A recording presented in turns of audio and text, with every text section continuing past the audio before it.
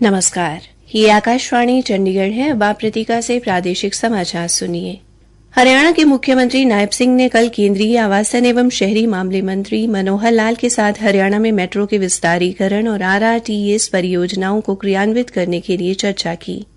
मुलाकात के बाद मुख्यमंत्री ने पत्रकारों से बातचीत में कहा कि केंद्रीय मंत्री ने कहा कि दिल्ली हवाई अड्डे से गुरुग्राम फरीदाबाद जेवर हवाई अड्डे को जोड़ने के लिए RRTS की संभावनाओं को तलाशा जाएगा। इसी प्रकार दिल्ली के सराय काले खां से करनाल तक RRTS, गुरुग्राम से बाड़सा के एम्स तक मेट्रो लाइन को जोड़ने पर चर्चा हुई।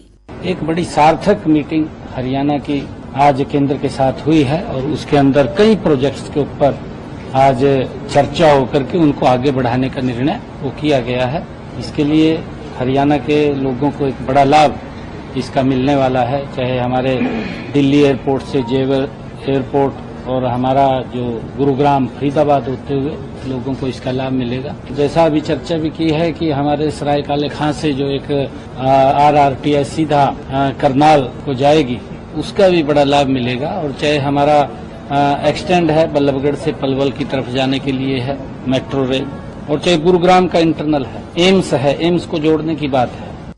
केंद्रीय आवासन एवं शहरी मामले मंत्री मनोहर लाल ने कहा कि मेट्रो को गुरुग्राम के पालम विहार से हवाई अड्डे को जोड़ने पर अध्ययन किया जाएगा और 2 अलग अलग लाइन बिछाने की संभावनाओं को तलाशा जाएगा।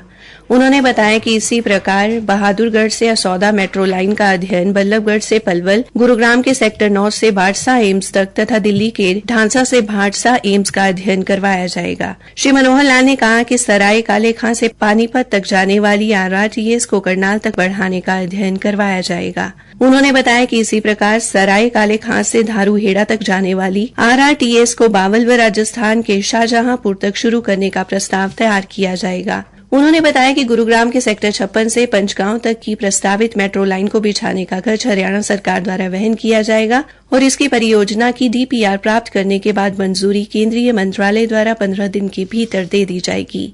हरियाणा सरकार पराली जलाने से होने वाले प्रदूषण को देखते हुए पराली जलाने वालों के खिलाफ कड़ी कार्रवाई कर रही है। वहीं कई जागरूक किसान पराली का अपने खेतों में निस्तारण कर भूमि की उपजाऊ शक्ति बढ़ाने के साथ साथ सरकार की प्रोत्साहन राशि का भी फायदा उठा रहे हैं और अन्य किसानों के लिए भी प्रेरणा बन रहे हैं।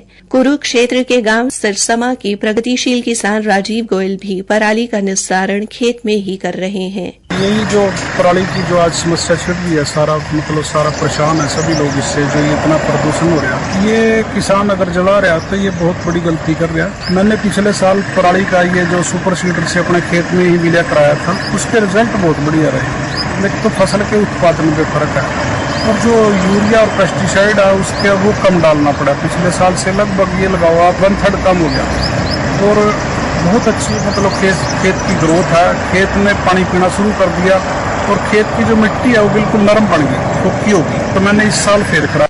कुरुक्षेत्र के उपायुक्त राजेश जोगपाल ने बताया कि जिले में आगजनी की घटनाओं को लेकर 58 किसानों पर 1,45,500 रुपए का जुर्माना लगाया गया है। उनके फार्म रिकॉर्ड में लाल इंदराज किए गए हैं। उन्होंने कहा कि कोई भी किसान पराली में आगजनी की सूचना पुलिस हेल्पलाइन नंबर 112 पर भी दे सकता है। हरियाणा में दिवाली की छुट्टी अब 1 नवंबर की जगह 31 अक्टूबर को होगी। सरकार ने इस संबंधी अधिसूचना जारी कर दी है।